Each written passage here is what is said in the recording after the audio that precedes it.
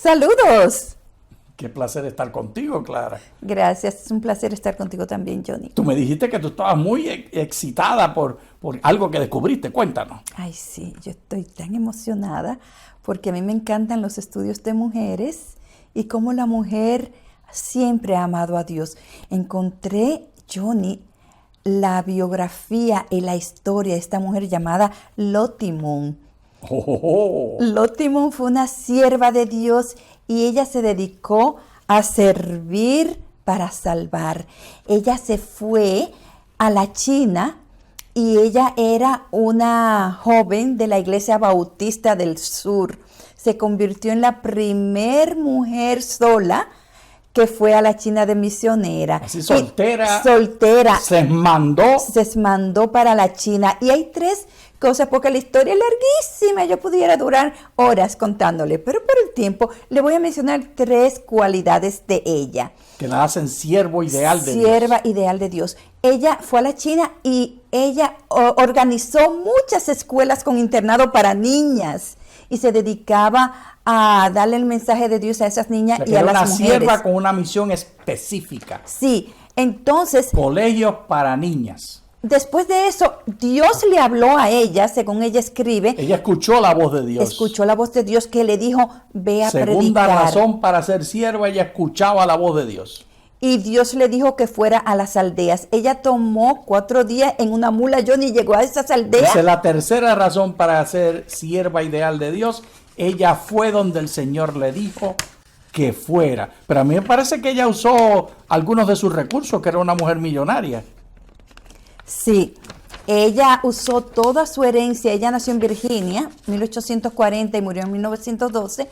Toda su dinero de herencia para construir escuelas. Y ella dijo, voy a leerle lo que ella dijo. Siento que no es una fantasía ociosa, que el Maestro Dios camina a mi lado y escucho su voz que me dice gentilmente, he aquí, yo estaré contigo hasta el final. Y ese Maestro que le habló a ella, nos habla a nosotros hoy. Así ¿Oramos? mismo, oremos. Gracias te damos, Señor, por tu amor, porque tú tienes tantos siervos. Gracias te damos, Señor, por Lottie Moon, porque ella, Señor, predicó y ganó más de 10,000 almas allá en la China. Gracias, Padre, por tus bendiciones y por tantos misioneros que tú has llevado a diferentes partes del mundo. Gracias porque tú nos has llamado a servir para tu salvar. En el nombre de Jesús oramos. Amén. Amén. Clara, entonces nos vamos derechito al texto bíblico. Vamos, he aquí mi siervo a quien sostendré, mi escogido en quien se complace mi alma. Sobre él he puesto mi espíritu y él traerá justicia a las naciones. Esta palabra siervo, Clara, que se traduce aquí de esa manera más bien domesticada, originalmente en hebreo era la palabra ebed. ¿Qué significa esclavo? ¿Y quién es este esclavo? Es la pregunta. Pero antes de examinar de quién es este esclavo, hemos de entender que la palabra esclavo habla de una característica en un tiempo social, en una institución social y económica muy particular, que es ajena a nuestro diario vivir hoy, aunque sí hay personas que son esclavos porque son inmigrantes ilegales que los ponen a trabajar en restaurantes, en casas y les pagan efímera cantidad de dinero, si acaso le pagan algo. Pero no es común en el diario vivir nuestro. La primera forma de ver quiénes son los esclavos de Dios, siempre trazándolo en la Biblia, lo hacemos leyendo en Isaías 41:8, donde identifica 2 naciones como esclavas de Dios, siervo de Dios. Pero tú, oh Israel, eres mi siervo, tú, oh Jacob, a quien escogí, descendencia de Abraham.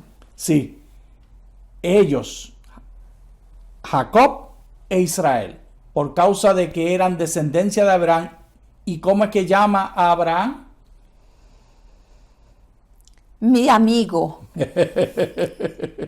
Este asunto es un asunto de relaciones. Israel es mi siervo, Jacob, a quien yo escogí, descendencia de Abraham, mi amigo. Tú eres mi siervo, esclavo, yo te he escogido y no te he desechado. Dios escogió para que sean esclavos de él, hablando de la forma en que se usa la palabra siervo o esclavo, Ebed, primeramente a las naciones del norte y del sur, que era una sola. Con el tiempo de Salomón y en el tiempo de David fue una sola nación y luego se dividió en el norte y en el sur. Hay más textos bíblicos que siguen explicando y nos dejan saber el objetivo y el propósito de esas dos naciones como siervos. A ver, ¿cuál es? He aquí mi siervo a quien sostendré, mi escogido en quien se complace mi alma. Sobre él he puesto mi espíritu y él traerá justicia a las naciones. Y en hebreo es goyim, esa palabra, ese sustantivo. Y goyim se refiere a las naciones que no son Israel, que no tienen justicia. De hecho, incluimos en estas naciones a Sodoma y Gomorra. ¿Y cuál es el trabajo del siervo de Dios, así como fue la hermanita Moon cuando fue a la China? ¿Cuál es el trabajo de los siervos de Dios con respecto a las naciones como Sodoma y Gomorra, como cualquier otra nación que no ha conocido el nombre de Dios? Lo encontramos en la historia de Abraham, porque Abraham, que era amigo de Dios, de ahí sacamos el entendimiento. Lejos esté de ti hacer tal cosa, hacer morir al justo con el culpable, y que el justo sea tratado como el culpable. Lejos esté de ti el juez de toda la tierra, ¿no ha de hacer lo que es justo? Yo haré de ti una gran nación, fue la promesa, y le indicó que bendeciría y engrandecería su nombre, y él sería una bendición. Abraham fue llamado por Dios para bendecir las naciones. Cuando vienen a contemplar con Abraham el diálogo de qué hacer con Sodoma y Gomorra y la destrucción de ellos, Dios le pone el ministerio de interceder por la justicia en favor de Sodoma y Gomorra. Y esa intercesión él negoció, discutió con Dios para que lo salvara a los de Sodoma y Gomorra, si por lo menos llegó hasta 5 personas. Nosotros, Clara, como pueblo de Dios, hemos sido llamados a ser esclavos de Dios para interceder por las naciones, así como Abraham, el amigo de Dios, nos dio ejemplo. Veamos 3 maneras de visiones de juicio y bendiciones con respecto a cómo Dios juzga y bendice. La primera, en la columna de la izquierda. Dios juzga, bendice. ¿Y qué hago yo? Espero y observo. ¿Y la del medio? Humanos juzgan, bendicen. ¿Y qué hago yo?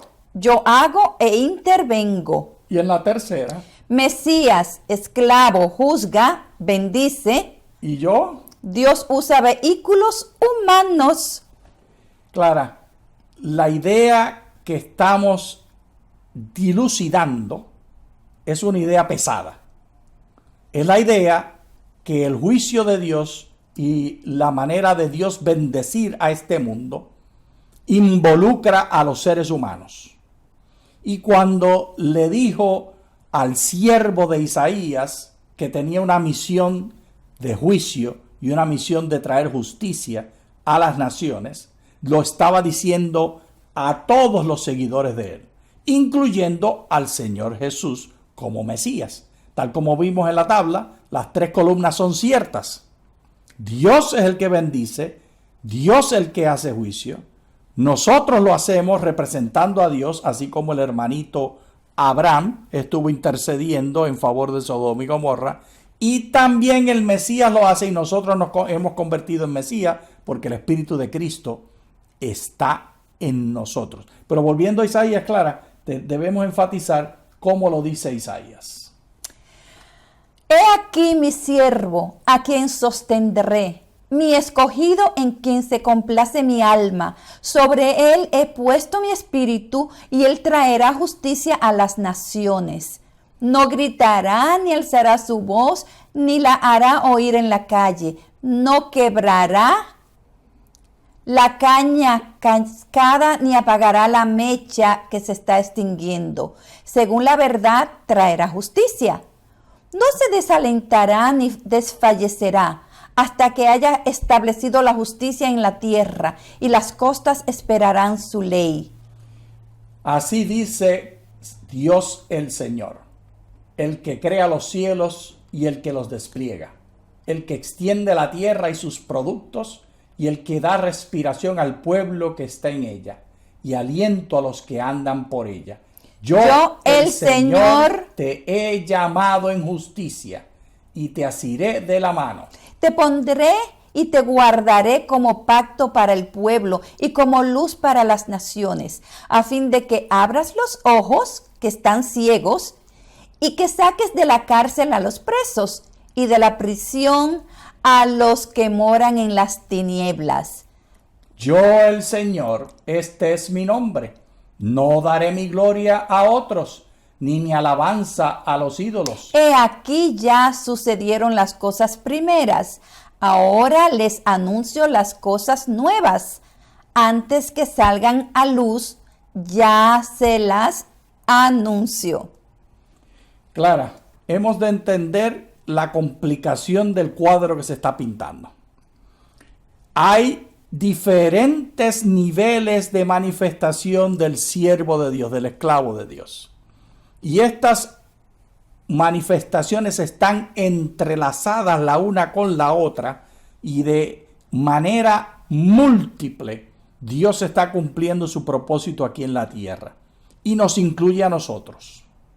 Nosotros no somos pasivos elementos sentados esperando, estudiando los eventos del tiempo del fin, y como quien mira en el cine la película, maravillados de los efectos especiales, de los milagros y de las cosas, sino que nos toca servir. ¿Como quién? Como lo hizo Lotimón. Te vino la sonrisa rapidito cuando hablamos de ella. Ay, sí. Pero mira lo que voy a decir ahora, amárrate el cinturón. Ok. Lotimón. Amarradito. Lotimón fue Mesías del Señor. Leamos. Así ha dicho el Señor a su ungido, Mashiach, a Ciro, a quien tomé por su mano derecha para sojuzgar a las naciones delante de él, para desvestir a los reyes de sus armaduras y para abrir las puertas delante de él, de sacerdotes, profetas y reyes, Israel y Judá como pueblos, Mesías, Ciro, Mesías. Tenemos clara que la palabra de Dios usa la palabra Mesías múltiples veces, incluyendo los que mencionamos ya en el texto. De modo que al pensar en el Mesías, no nos toca a nosotros sentarnos pasivamente y decir, Jesús ya lo hizo todo, ya el Mesías derramó su sangre, es un asunto de salvación y justificación por la fe, justicia imputada y justicia impartida, y yo me quedo aquí sentadito esperando.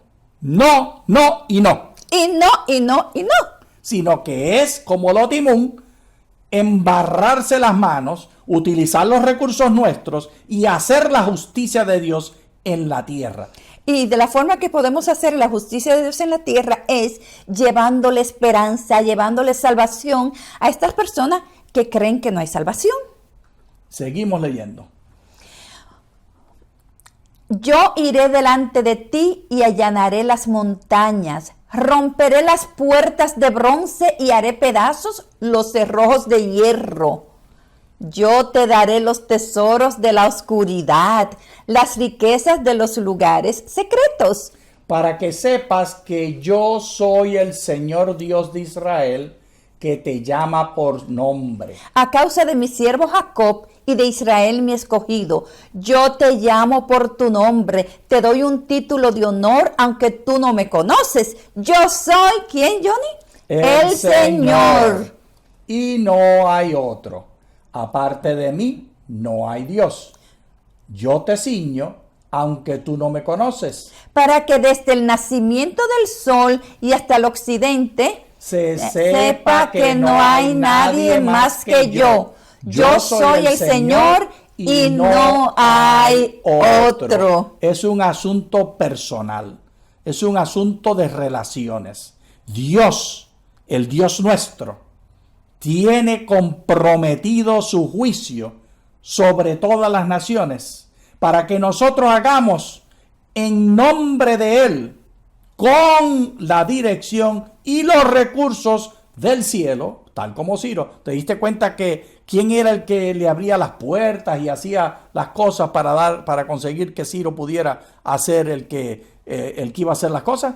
Dios le abría el camino, Dios le secó el río, Dios le dejó las puertas sin seguro. Leamos de nuevo la escritura. Yo soy quien forma la luz y crea las tinieblas, quien hace la paz y crea la adversidad. Yo, el Señor, soy quien hace todas estas cosas. Dios fue el que abrió las puertas para Ciro, el que secó el río para que pudiera pasar, pero era Ciro al que le tocaba caminar y Ciro era el Mesías de Dios. La misma palabra que se usa para David, que se usa para Jesús, se usó para Ciro, se usó para Israel y para Judá, y se usa para ti y para mí, porque nosotros somos los que cumpliremos las promesas de Jesús. Y tenemos clara, no una, no dos, tres promesas. Tres promesas. Leamos la primera.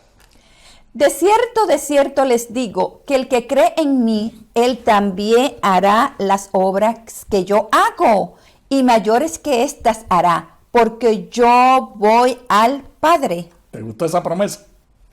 ¿Te gustó lo que promete? Y mayores que estas. Y mira cómo lo dice. Y todo lo que pidan en mi nombre, eso haré para que el Padre sea glorificado en el Hijo. Si me piden alguna cosa en mi nombre, yo la haré. ¿Te gustó la primera promesa? Me gustó mucho. Pues amárrate el cinturón de nuevo porque viene la segunda. Cuando los lleven a la sinagoga y a los magistrados y autoridades, no estén preocupados de cómo o quién responderán o qué habrá de decir, porque el Espíritu Santo les enseñará en aquella hora lo que se debe decir. Nos promete darnos todo lo que pidamos con el propósito de cumplir su misión como siervos que somos. Así como le resolvió los problemas a Ciro para que pudiera entrar y conquistar a Babilonia, así también a nosotros nos dará las palabras que hemos de hablar. Así también nos ha llamado a nosotros a cumplir.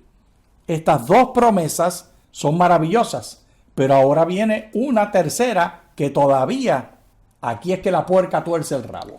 No se turbe el corazón de ustedes. Creen en Dios, crean también en mí. En la casa de mi padre muchas moradas hay.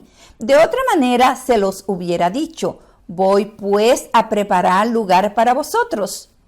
Y si me voy y les preparo lugar, vendré otra vez y los tomaré conmigo para que donde yo esté, ustedes también estén.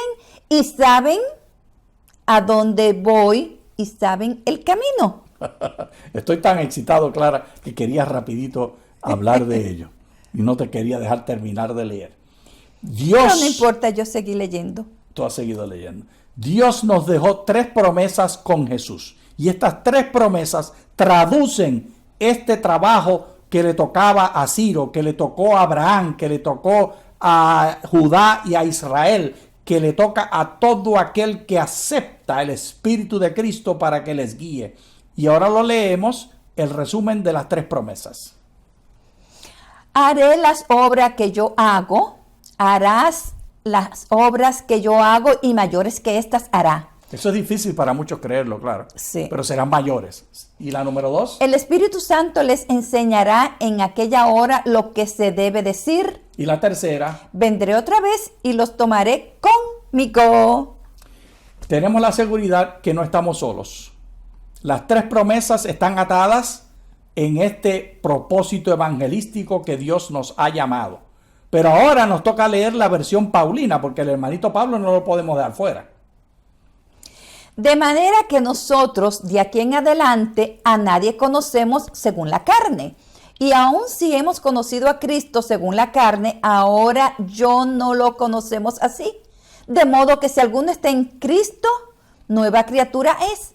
Las cosas viejas pasaron, he aquí todas son hechas nuevas. Y todo esto proviene de Dios, quien nos reconcilió consigo mismo por medio de Cristo y nos ha dado el ministerio de la reconciliación.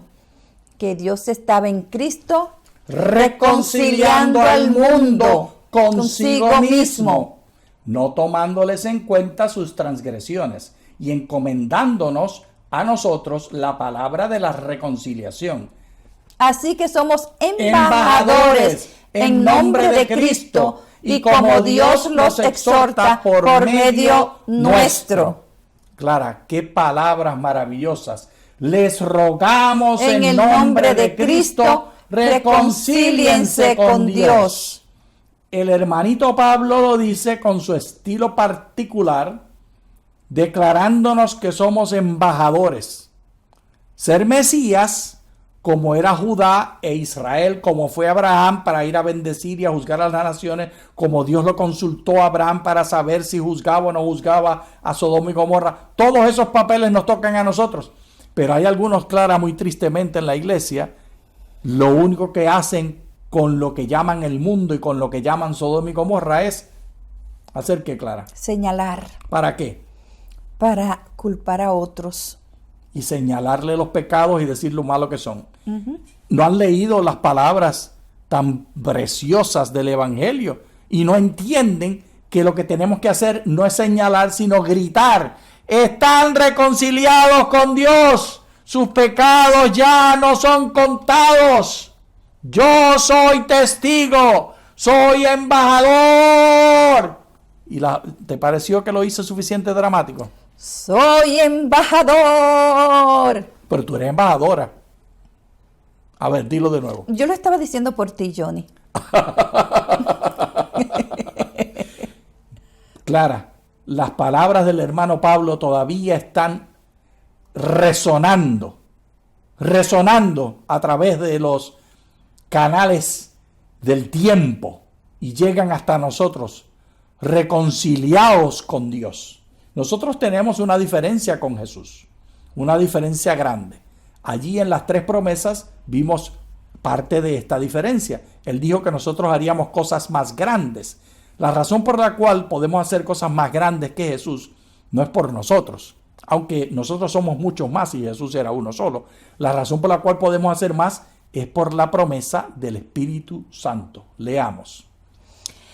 ¿Cuál es la diferencia entre Cristo y nosotros al ministrar la reconciliación de Dios? El Consolador, el Espíritu Santo está con nosotros. Esa es la gran diferencia que nos pone en otro ramo. En otro nivel. En otro ángulo. De una manera más abarcante. En otra perspectiva. Más abarcante que Jesús y que lo que Jesús hizo en su ministerio. Leamos. Ellos escudriñaban para ver qué personas y qué tiempo indicaba el Espíritu de Cristo que estaba en ellos, quien predijo las aflicciones que habían de venir a Cristo y las glorias después de ellas. A ellos les fue revelado que no para sí mismos, sino para ustedes, administraban las cosas que ahora les han sido anunciadas por los que les han predicado el Evangelio por el Espíritu Santo enviado del cielo. Cosa que hasta ahora los ángeles anhelan contemplar. Clara, meditemos en esto unos momentos. Meditemos, Johnny. El hermano Pedro nos está indicando que el objetivo de lo que nosotros hacemos está guiado y solamente supeditado al Espíritu de Cristo. Y ese Espíritu de Cristo, nos dice el hermanito Pedro, para que nadie esté confundido, es el Espíritu Santo, es la misma cosa. Y tú y yo hemos de dejarnos llevar por el Espíritu Santo, recordando aquellas 3 promesas que fueron dadas, porque nosotros no podemos por nosotros mismos, sino que por las promesas que Jesús dejó, podemos hacerlo. Repasemos de nuevo las 3 promesas. Hará las cosas que yo hago y mayores que estas hará. La razón por la cual haremos mayores que las que Jesús hizo serán por Él. El Espíritu Santo que está con nosotros. Serán por Él. Espíritu Santo. Serán por Él. La Espíritu Santo. No, ten cuidado. Vámonos a leer la segunda. El Espíritu Santo les enseñará en aquella hora lo que se debe decir. No tengas temor. No, que yo no soy predicador, que yo no sé qué voy a decir, ni sé cómo le voy a decir, que yo tengo miedo, que yo... Lo hice bastante ridiculito. Sí. Si tenemos la promesa de que Dios y el Espíritu Santo nos dirán qué decir. No tenemos por qué dudar. Para nada. Veamos la tercera. Vendré otra vez y los tomaré conmigo. No podemos perder la perspectiva que todo esto es temporal. Y en medio de esta perspectiva de que todo es temporal, hemos de tener en mente que hemos de estar con Jesús. Él viene a buscarnos porque Él tiene unas mansiones preparadas para nosotros y Él nos unirá a su persona. Porque es un asunto de relaciones, Clara. Así como Abraham era amigo de Dios, tú y yo somos amigos de Dios. Sí. Así como Abraham intercedió en favor de los de Sodoma y Gomorra, rogándole a Dios que salvara, nos toca a ti y a mí interceder. ¿Por quiénes hemos de orar para interceder para que Dios les pueda salvar? Por los que están alrededor nuestro, particularmente aquellas personas que te es fácil condenarlas, despreciarlas como cosas sucias. Lo hice dramático, Clara. Muy dramático. Muy dramático. Y dramático es particularmente usando las palabras del hermano Pablo, porque Pablo dijo: rogamos en nombre de Dios, reconciliaos con Dios. Pablo estaba de rodillas, diciendo que nosotros nos debemos colocar de rodillas, rogándole a la gente, al vecino, al despreciado, que se reconcilie. Una actitud muy diferente del miembro de iglesia que lo que quiere es condenar. Y el ejemplo lo tenemos, Johnny, del mismo Jesús, que él buscaba a los más despreciados en su tiempo, que eran las prostitutas, los cobradores de impuestos. Terminemos con una oración. Oremos. Bendice, Señor, tu iglesia. Ayúdanos a ser como Jesús y como Abraham. Ayúdanos. Interceder por los otros. Ayúdanos, en el Señor, nombre de interceder. Jesús. Amén. Amén. Muchas gracias. Gracias. Antes de irnos, Clara, recordamos de nuevo cómo se llamaba la hermanita. Lottie Moon. Pueden buscarlo. ¡Qué historia bella! ¡Cuánto mensaje! Y hasta el día de hoy se usan esas reglas de misiones en la iglesia Bautista del Sur que ella implementó.